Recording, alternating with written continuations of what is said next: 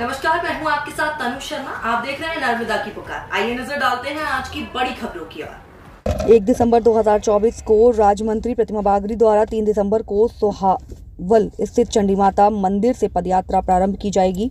इस संबंध में आज एक प्रेस कॉन्फ्रेंस आयोजित की गई, जिसमें पदयात्रा के उद्देश्य और कार्यक्रम की रूपरेखा पर चर्चा हुई। राज्य मंत्री प्रतिमा बागरी ने बताया कि इस पदयात्रा का मुख्य उद्देश्य क्षेत्र के लोगों से जुड़ना और उनकी समस्याओं को समझना है और धार्मिक स्थलों के महत्व को उजागर करना है। पदयात्रा चंडी माता मंदिर से शुरू होकर विभिन्न ग्रामों से गुजरते हुए स्थानीय जन समस्याओं पर चर्चा का मंच प्रदान करेगी। इस अवसर पर उन्होंने क्षेत्रीय नागरिकों और श्रद्धालुओं से पदयात्रा में अधिक से अधिक संख्या में शामिल होने का आह्वान किया। उन्होंने इसे एक सामाजिक और सांस्कृतिक पहल बताते हुए कहा कि ये यात्रा सभी के सहयोग से सफल होगी। पदयात्रा की तैयारियों को लेकर जिला प्रशासन और स्थानीय संगठनों द्वारा सभी व्यवस्थाएं सुनिश्चित की जा रही हैं।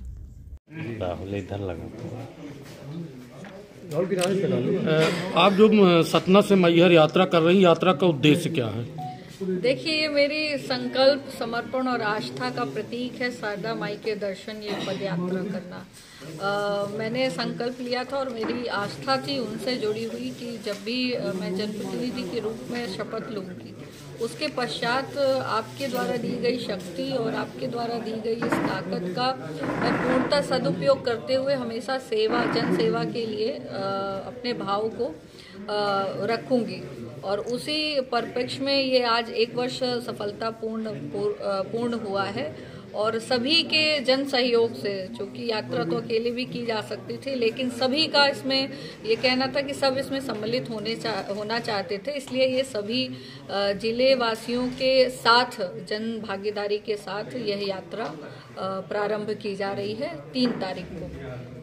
ये यात्रा कितने दिनों की रहेगी? ये यात्रा 2 दिवस की है। 3 तारीख को हम चंडी माता सोहावल से यह यात्रा प्रारंभ कर रहे हैं और उचेहरा में इस यात्रा का प्रथम दिवस का विश्राम होगा। साथ ही 4 तारीख को पुनः यह उचेहरा से प्रारंभ होगी और 4 ही तारीख को हम माई के दर्शन, आरती, पूजन करके इस यात्रा को समापन करेंगे। क्या लगता है कि कितने लोग इसमें शामिल हो सकते हैं? अब इसमें अनुमान लगाना अभी तो संभवतः मुश्किल है, क्योंकि हमारा प्रयास है कि इसको जिले की यात्रा का स्वरूप दें और सभी लोग इसमें भागीदारी करें। और बहुत से लोगों ने तो स्वयं फ़ोन करके इस यात्रा में सम्मिलित होने के लिए कहा है कि हम स्वयं इस यात्रा में सम्मिलित होना चाहते हैं। विरोधियों का कहना है कि यह यात्रा प्रशासन के दम पर चल रही है, प्रशासन इसको पूरा सहयोग कर रहा है और विधायक जी की स्वयं की यात्रा नहीं है, प्रशासनिक यात्रा है।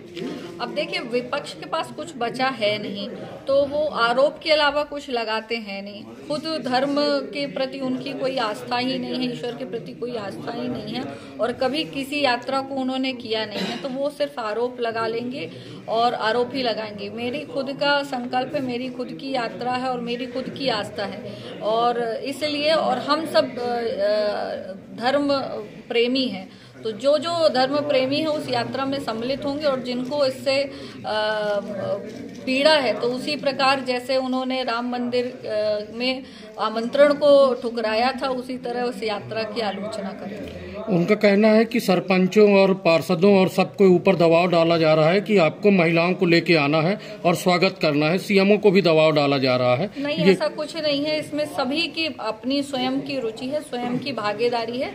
जिसको आना है वो स्वयं ही सम्मिलित होंगे। एक हाल ही में अभी बागेश्वर धाम के पीठाधीश्वर धीरेन्द्र शास्त्री ने छतरपुर से लेकर